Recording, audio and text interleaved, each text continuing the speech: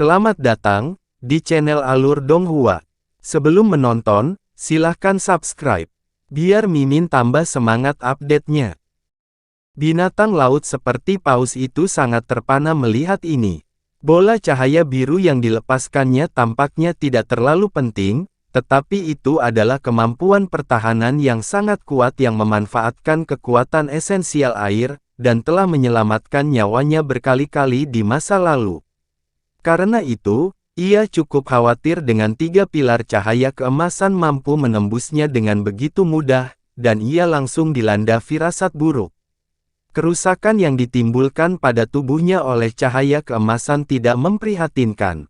Binatang laut itu hanya mengguncang tubuhnya, dan laut di sekitarnya berjatuhan dan melonjak, diikuti bintik cahaya biru yang tak terhitung jumlahnya muncul dari air laut sebelum langsung mengisi lukanya. Mengikuti kilatan cahaya spiritual, luka tusukan di tubuhnya benar-benar sembuh. Mata Han Li sedikit menyipit saat melihat ini. Sementara itu, 3 pilar cahaya emas lainnya juga mengenai lapisan cahaya merah, dan meskipun dikalahkan dengan mudah, pilar cahaya emas menjadi jauh lebih tipis dan lebih lemah dari aslinya. Pilar cahaya menghantam kerangka luar udang merah di tengah 3 benturan tumpul, dan tubuh besar udang itu bergetar sebelum terlempar dari batu tempatnya bertengger. Namun, hanya 3 lekukan sedalam beberapa inci yang tersisa di kerangka luarnya, dan itu belum tertusuk oleh cahaya keemasan. Han Li cukup terkejut melihat ini, tapi dia melanjutkan serangannya. Tepat setelah udang merah itu dihempaskan oleh 3 pilar cahaya, gunung hitam kecil itu sudah runtuh ke arahnya. 2 cakar depan udang besar itu tiba-tiba bersinar dengan cahaya merah sebelum melebar ke beberapa kali ukuran aslinya, dan mengangkatnya ke udara, bersiap untuk menggunakan kekuatannya yang luar biasa untuk menahan gunung yang menyatu dengan esens ilahi. Tidak heran binatang itu akan begitu berpuas diri. Lagi pula, tubuhnya yang besar memiliki panjang sekitar 2000 kaki sementara gunung kecil hanya setinggi lebih dari 1000 kaki, jadi secara teoritis, tidak ada alasan mengapa ia tidak dapat menahan gunung itu. Namun, begitu cakar besarnya bersentuhan dengan bagian bawah gunung hitam, cahaya abu-abu menyala, dan beberapa retakan terdengar. Sepasang cakar raksasa bergetar sebelum tersentak menjadi 4 segmen oleh kekuatan besar dari gunung yang turun.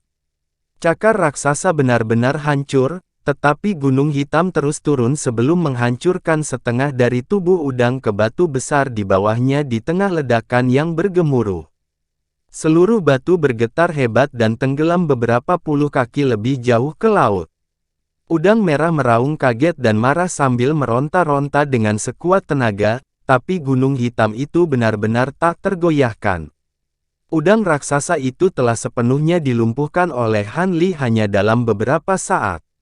Sedikit rasa takut melintas di mata binatang laut seperti paus saat melihat ini, dan segera menamparkan ekornya yang besar ke permukaan laut. Tombak air yang tak terhitung jumlahnya langsung melesat keluar dari lautan, meluncur langsung ke arah Han Li seperti badai yang sangat deras. Pada saat yang sama, lebih banyak bintik cahaya biru mulai muncul dari lautan terdekat sebelum menyelimuti keseluruhan binatang laut besar itu, menyebabkan tubuhnya berkedip tidak menentu. Binatang itu dapat melihat bahwa Han Li adalah musuh yang terlalu kuat untuk terlibat dalam pertempuran, dan ia segera mengeluarkan tabir asap sebelum mencoba melepaskan teknik gerakan airnya dan melarikan diri. Ekspresi aneh muncul di wajah Han Li setelah melihat ini, dan dia mengayunkan lengan baju ke udara. Hamparan luas cahaya abu-abu muncul di hadapannya, membentuk penghalang cahaya abu-abu yang berukuran beberapa puluh kaki. Penghalang cahaya abu-abu berputar di udara, dan semua tombak air yang mengenainya menghilang. Cahaya yang menyatu dengan esens ilahi adalah kutukan dari semua kekuatan dari 5 elemen, jadi menghancurkan tombak air ini adalah tugas sederhana untuk Han Li. Namun, Han Li bahkan tidak melirik tombak air ini. Sebaliknya, pandangannya tetap tertuju pada binatang laut seperti paus. Pada saat yang sama saat dia melepaskan Divine Essence Fuse Light, dia juga diam-diam mengaktifkan seni pedangnya. Saat tubuh binatang laut raksasa itu mulai kabur dan bersiap untuk pergi, bola cahaya spiritual biru tiba-tiba muncul di area dengan radius beberapa ribu kaki di sekitarnya. Bola cahaya biru ini berkelebat sebelum membentuk 72 bunga teratai biru seukuran kepalan tangan, dan bunga teratai ini kabur sebelum memanifestasikan beberapa ratus bunga teratai yang identik. Semua bunga teratai biru berputar sebelum mengeluarkan semburan cahaya biru yang langsung digabungkan menjadi satu, sehingga membentuk penghalang cahaya biru. Semburan ki spiritual atribut kayu yang sangat kaya muncul di dalam penghalang cahaya, benar-benar menjerat binatang laut di dalamnya. Namun, binatang laut itu mampu bertahan begitu lama meskipun upaya ekstensif dilakukan untuk memburunya, jadi ia memiliki tingkat kecerdasan yang sangat tinggi. Dengan demikian, ia segera menyadari bahwa ia berada dalam situasi yang mengerikan, dan cahaya biru di sekitar tubuhnya tiba-tiba meledak membentuk bola cahaya spiritual yang menyilaukan. Tubuh binatang laut itu kemudian bergoyang sebelum menghilang di tengah bola cahaya seperti gelembung raksasa. Detik berikutnya, semburan cahaya biru yang gemerlap tiba-tiba meletus dari satu bagian penghalang cahaya biru, diikuti dengan raungan rendah. Setelah itu, seekor paus mini yang berukuran hanya sekitar 10 kaki muncul dalam cahaya biru, jelas terhalang oleh penghalang cahaya biru. Binatang laut itu sangat terkejut dan marah karena teknik pergerakan airnya telah terhalang. Itu membuka mulutnya, dan guntur keras meletus saat meledakkan busur petir biru berkilauan yang menghantam penghalang cahaya biru dengan kekuatan ganas. Namun, penghalang cahaya hanya beriak sedikit sebelum jatuh lagi, tetap tidak terluka sama sekali dalam menghadapi serangan itu. Dalam urgensi dan keputusasaannya, bagian atas kepalanya tiba-tiba terbuka, dan bola lampu merah terbang keluar dari dalam. Ada bata merah persegi yang diselimuti bola cahaya, dan itu sehalus dan tembus pandang seperti batu giok. Batu bata itu langsung membengkak secara drastis hingga berukuran beberapa kaki, dan menabrak penghalang cahaya di tengah ledakan yang menggelegar. Sebuah bola api merah meletus sebelum terjalin dengan cahaya biru, tapi hasilnya tetap sama. Penghalang cahaya biru hanya beriak dan bergetar sedikit, tetapi menahan serangan. Kali ini, binatang laut itu benar-benar mulai panik. Tubuhnya bergoyang, dan sekali lagi mengembang ke ukuran pegunungan sebelumnya. Setelah itu, cahaya biru cemerlang melintas dari tubuhnya, dan langsung menabrak penghalang cahaya biru. Senyum tipis muncul di wajah Han Li saat dia melihat dari atas. Formasi pedang fajar musim semi ini benar-benar sangat luar biasa. Ini sebagian besar bergantung pada teknik ilusi, tetapi bahkan lebih efektif daripada formasi pedang aureate dalam hal membatasi semua jenis teknik gerakan. Teknik gerakan air binatang laut ini telah sedikit bermutasi, tetapi itu masih terjerat sepenuhnya dalam formasi pedang ini. Melihat binatang ini secara tidak sengaja jatuh ke dalam formasi pedang, maka nasibnya sudah ditentukan. Selanjutnya, ini adalah kesempatan bagus bagi Han Li untuk menguji kekuatan formasi pedang. Dengan mengingat hal itu, dia segera membuat segel tangan dengan cepat sambil melantunkan sesuatu dengan suara rendah. Serangkaian fluktuasi aneh kemudian terpancar dari penghalang cahaya biru di kejauhan, setelah itu penghalang mulai sedikit kabur. Pada saat ini, binatang laut itu menabrak penghalang cahaya. Dalam sekejap tubuh besar binatang laut itu bersentuhan dengan penghalang cahaya biru, ia dapat terjun langsung ke penghalang tanpa halangan apapun. Dengan demikian, seluruh binatang raksasa itu tampaknya telah ditelan oleh penghalang cahaya. Paling tidak, itulah yang tampak bagi Han Li saat dia melihat dari atas. Tiba-tiba, cahaya biru menyala, dan tepat setelah binatang raksasa itu menghilang, ia tiba-tiba keluar dari bagian lain dari penghalang cahaya. Binatang laut itu sedikit goyah saat melihat ini sebelum segera mengubah arah dan menabrak pembatas lagi. Namun, hanya berulang-ulang, dan binatang laut itu akhirnya berhenti dan menyadarinya. Tepat pada saat ini, Han Li mengaktifkan kekuatan formasi pedang, dan penghalang cahaya biru tiba-tiba melintas sebelum hancur berkeping-keping. Setelah itu, lampu hijau menyala, dan aroma bunga melayang di udara, membuat seseorang merasa bahwa mereka telah dipindahkan ke surga alami. Di mata binatang laut itu, saat ini ia berada di dalam hutan rimbun, tidak mungkin untuk mengetahui apakah itu ilusi atau bukan. Namun, ada semburan niat membunuh yang muncul dari hutan megah di sekitarnya. Hanya setelah binatang laut itu melihat ke bawah dengan bingung barulah ia menemukan bahwa bunga teratai biru besar telah muncul di bawahnya. Bunga teratai itu berukuran hampir 1000 kaki, dan kelopaknya berkelap-kelip dengan cahaya biru yang berkilauan.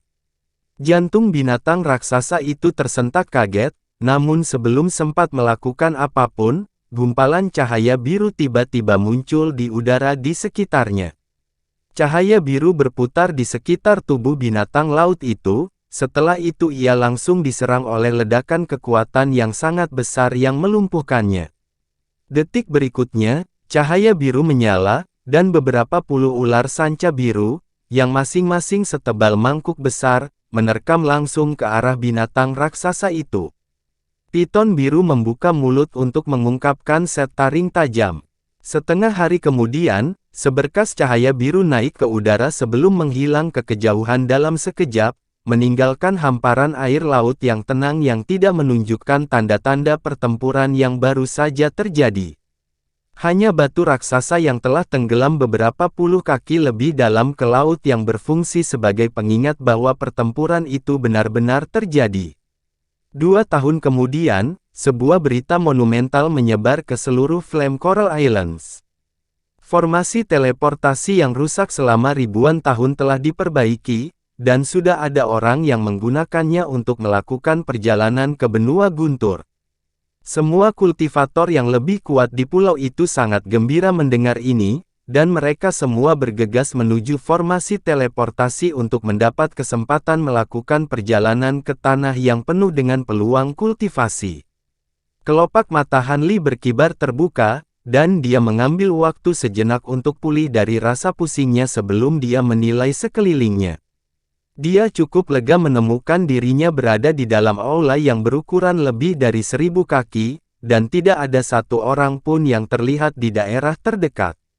Namun, ada pembatas putih samar yang bersinar dari dinding bangunan, serta gerbang batu yang tertutup rapat. Ada pilar batu setinggi beberapa puluh kaki yang terletak di masing-masing dari 4 sudut aula, dan ada batu bercahaya yang tidak dapat dikenali yang tertanam di masing-masing pilar untuk menerangi seluruh aula. Han Li melihat ke bawah untuk menemukan bahwa dia berdiri di atas formasi teleportasi besar. Karena itu, dia keluar dari formasi langsung menuju gerbang batu. Dia mendorong gerbang terbuka untuk menemukan bahwa itu hampir sama sekali tidak berbobot meskipun penampilannya besar dan kuat, dan dia segera disambut oleh serangkaian adegan yang hidup dan ramai. Han Li buru-buru mengalihkan pandangannya ke sekelilingnya, dan apa yang dilihatnya cukup mengejutkannya. Dia terletak di tepi alun-alun besar yang berukuran puluhan ribu kaki. Alun-alun telah diaspal menggunakan semacam batu putih, dan ada banyak sekali makhluk yang berada di atasnya. Sebagian besar makhluk ini bersifat humanoid dan mengenakan berbagai jenis baju besi. Beberapa dari mereka memiliki telinga yang sangat panjang seperti kelinci, beberapa memiliki bulu hitam di sekujur tubuh mereka, beberapa setinggi dan selebar kera besar, dan beberapa terbungkus dalam baju zirah emas berkilauan. Bahkan ada beberapa makhluk humanoid dengan tubuh bagian bawah seperti ular, ini jelas makhluk dari ras naga. Demografi yang paling umum di antara mereka adalah sejenis makhluk asing berkulit hijau. Mereka semua mengenakan baju zirah hijau dan memegang tombak merah berkilauan. Ada beberapa makhluk di antara mereka yang memancarkan fluktuasi kekuatan sihir, tetapi kebanyakan dari mereka berada di sekitar tahap pembentukan yayasan atau tahap formasi inti. Ada makhluk tahap jiwa yang baru lahir dan tahap transformasi dewa di antara mereka juga, tetapi makhluk itu hanya berjumlah sekitar 100. Semuanya berkumpul dalam kelompok dengan ukuran yang berbeda-beda sambil mendiskusikan sesuatu, dan Han Li dengan cepat menyapu indera spiritualnya ke seluruh alun-alun untuk menemukan sebuah kelompok yang terdiri dari 3 makhluk asing tahap tempering spasial. Menurut King Xiao, dia seharusnya dipindahkan ke kota kecil yang dihuni oleh beberapa ras kecil, dan secara umum, makhluk paling kuat di sini biasanya hanya sedikit tahap transformasi dewa. Dalam keadaan normal, hanya akan ada sekitar 5.000 kultivator di seluruh kota, tetapi saat ini, ada puluhan ribu kultivator yang berkumpul di alun-alun ini saja, di antaranya ada beberapa yang memiliki basis kultivasi yang sama dengannya. Jadi bagaimana mungkin dia tidak terkejut? Mungkinkah kota lampu hijau ini telah mengalami semacam transformasi drastis selama ribuan tahun sehingga formasi teleportasinya rusak? Selain itu, indera spiritualnya dapat mendeteksi fluktuasi pembatasan yang samar di seluruh alun-alun, dan semua orang berdiri di tanah tanpa satu pun makhluk yang naik ke udara, jadi jelas ada pembatasan penerbangan di tempatnya. Han Li menarik napas dalam-dalam sebelum perlahan berjalan menuju kerumunan. Tepat ketika Han Li hendak menanyakan seseorang tentang situasinya, makhluk asing tahap tempering spasial kurcaci dengan kepala botak dan tiba-tiba mengeluarkan cakram kayu dengan ekspresi bingung di wajahnya. Dis itu berkedip dengan bintik-bintik cahaya spiritual, dan ada beberapa rune asing yang melayang di atas permukaannya. "Ada apa, Saudara Yuan?" tanya seorang asing berkulit hijau terdekat. Makhluk ras tingkat atas ketiga tiba-tiba muncul di sini. Jika saya ingat dengan benar, semua formasi teleportasi di kota telah terputus oleh ras Jiaoqi. Bagaimana mungkin ada orang yang bisa berteleportasi ke sini, kata makhluk berkepala botak. Begitukah? Mungkinkah ras Jiaoqi menjadi terlena dan mengabaikan untuk memotong formasi teleportasi tertentu? Kalau begitu, mari kita temukan makhluk itu dan tanyakan pada mereka tentang ini, kata makhluk berkulit hijau.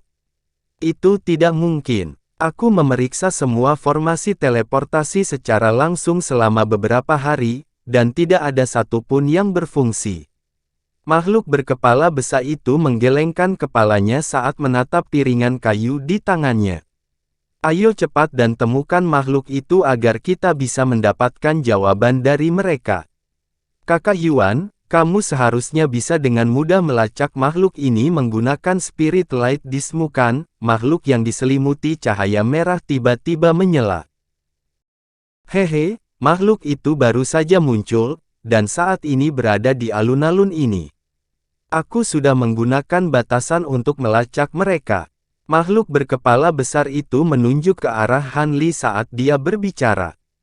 Dua makhluk lainnya berbalik ke arah yang sama. Ada banyak orang di alun-alun ini dan Han Li telah menggunakan teknik rahasia untuk menyembunyikan basis kultivasinya, tetapi dia masih menonjol di tengah kelompok makhluk tingkat rendah di sekitarnya, jadi trio makhluk tahap tempering spasial adalah segera dapat menemukannya. Han Li bisa merasakan makhluk-makhluk itu menatapnya, dan dia juga mengalihkan pandangannya ke arah mereka. Pada saat yang sama, sedikit keterkejutan muncul di matanya tentang bagaimana mereka dapat menemukannya dengan begitu cepat. Namun, setelah ragu-ragu sebentar, dia dengan sukarela berjalan menuju ketiga makhluk itu. Beberapa saat kemudian, dia tiba di depan kelompok makhluk tahap tempering spasial. Kamu pasti baru di sini di Green Light City, kan, rekan Taois? Bolehkah aku menanyakan namamu? Tanya makhluk berkepala besar dengan tenang saat cahaya spiritual memancar dari tangannya. Setelah itu piringan kayu itu tiba-tiba menghilang. Nama belakangku Han, dan aku memang baru saja tiba di kota ini. Apa yang terjadi di sini? Apakah kalian semua akan berperang? Han Li bertanya. Senang berkenalan, rekan Taois Han. Anda pasti berteleportasi ke sini dari tempat yang sangat jauh, bukan? Kalau tidak, Tidak mungkin Anda tidak menyadari perseteruan antara 13 ras awan surgawi dan ras Jiaoqi, kata makhluk berkepala besar dengan ekspresi aneh di wajahnya. Ras Jiaoqi. Ekspresi Han Li berubah drastis setelah mendengar ini. Ras ini adalah salah satu dari 10 ras paling kuat di seluruh alam roh. Kami akan memberi tahu Anda tentang yang lainnya nanti, Saudara Han.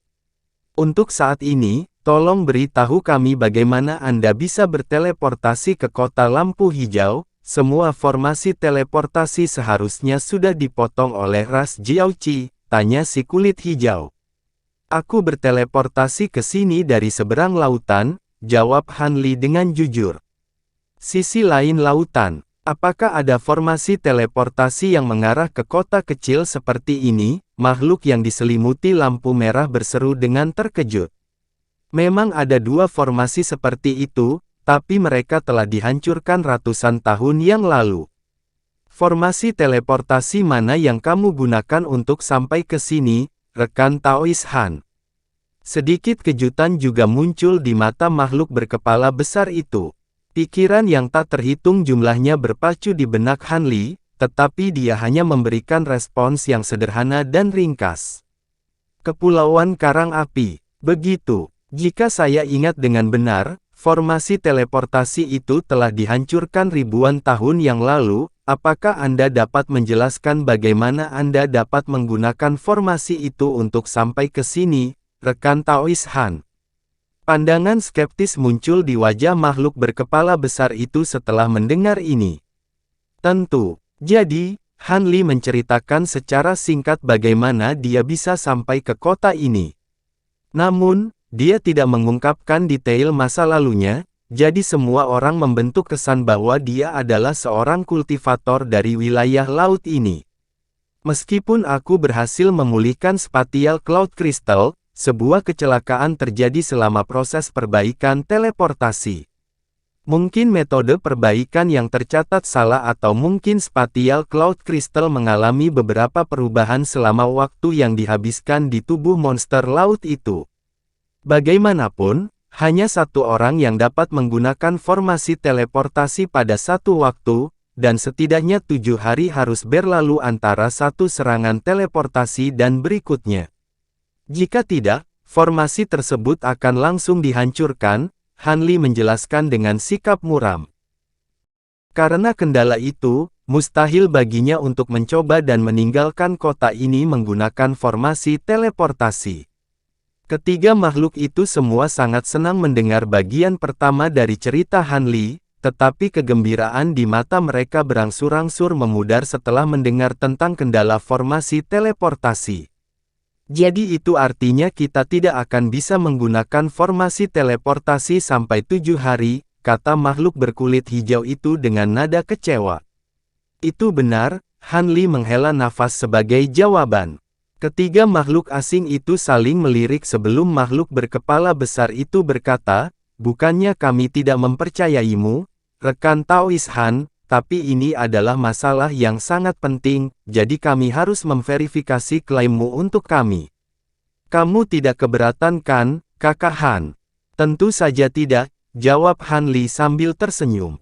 Kakak Hong, kamu tinggal di sini sekarang, kita berdua akan pergi dan menilai formasi teleportasi itu, kata makhluk berkepala besar dengan sikap serius. Baiklah.